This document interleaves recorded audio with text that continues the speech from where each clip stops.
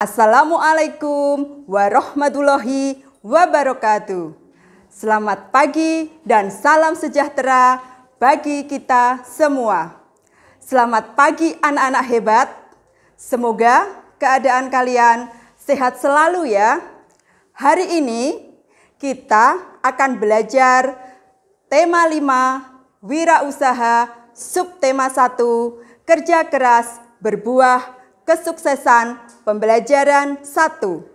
Sebelum pelajaran dimulai, jangan lupa kalian berdoa dulu ya.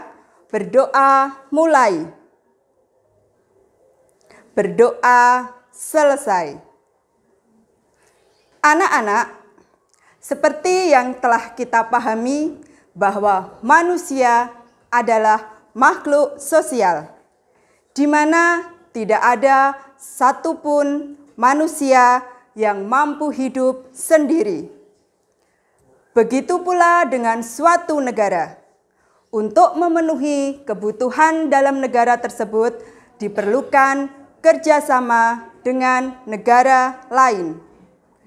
Oleh karena itu, negara-negara yang berada di kawasan Asia Tenggara membentuk organisasi yang bernama ASEAN. Tahukah kamu posisi dan peran Indonesia dalam bidang ekonomi di ASEAN? Mari kita pelajari. Selain itu, kita juga akan mempelajari berbagai jenis formulir dan membedakan macam-macam magnet secara benar. ASEAN dibentuk dengan tujuan untuk mempercepat pertumbuhan ekonomi, mendorong perdamaian, stabilitas wilayah, serta membentuk kerjasama dalam berbagai bidang lainnya. Indonesia selaku pelopor ASEAN memiliki peranan penting dalam organisasi ini, khususnya dalam bidang ekonomi. Pada kesempatan ini, kita akan membahas peran Indonesia dalam bidang ekonomi di ASEAN. ASEAN, Aceh Fertilizer Project atau AAF, merupakan bentuk kerjasama ASEAN dalam bidang industri. Dalam kerjasama ini, negara-negara ASEAN memiliki perannya masing-masing, yakni 1. ASEAN Aceh Fertilizer Project atau pabrik pupuk di Aceh berada di Indonesia. Yang kedua, ASEAN Urea Project atau pabrik pupuk urea di Malaysia. Yang ketiga, ASEAN Copper Fabrication Project atau pabrik industri tembaga di Filipina. Yang keempat, ASEAN Vaccine Project, produsen vaksin di Singapura. Kelima, Rock Salt Soda Ash Project, produsen abu soda di Thailand. Anak-anak, masih banyak lagi peran dan posisi Indonesia di bidang ekonomi dalam lingkup ASEAN lainnya. Kalian dapat mempelajari atau mencari informasi lebih lanjut melalui buku, majalah, koran, atau internet. Anak-anak, secara umum, formulir adalah lembaran kartu atau kertas dengan ukuran tertentu yang di dalamnya terdapat data atau informasi yang bersifat tetap dan ada beberapa bagian lain yang akan diisi dengan informasi yang tidak tetap. Adapun fungsi dari pembuatan formulir itu sendiri yaitu 1. Mencari suatu keterangan tertentu. 2. Menghimpun data yang sama. 3. Menyampaikan informasi yang sama kepada berbagai bagian yang berbeda. 4.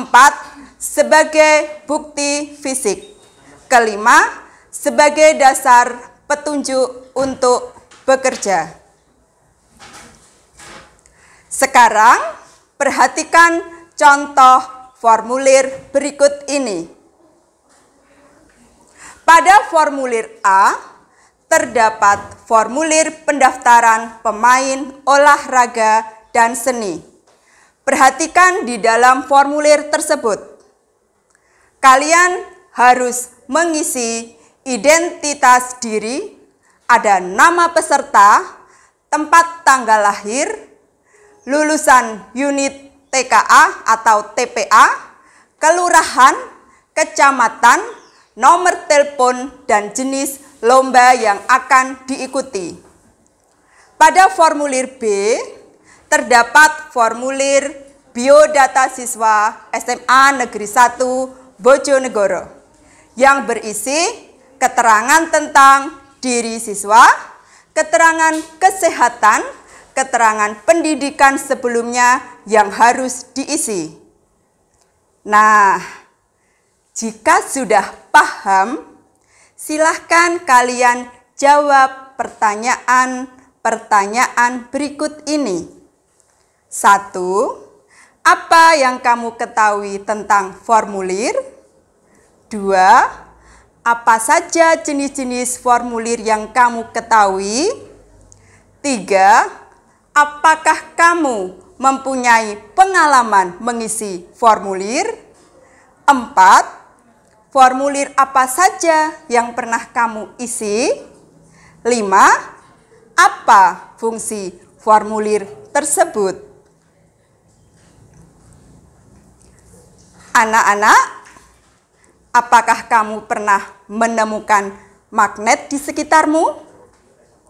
Tentu saja pernah ya. Di mana saja kalian menemukan magnet? Biasanya kalian bisa menemukan di tempat pensil, pintu kulkas, dan masih banyak lagi.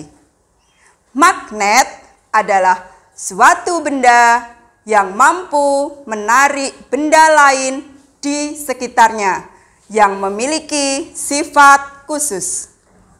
Setiap magnet mempunyai sifat kemagnetan.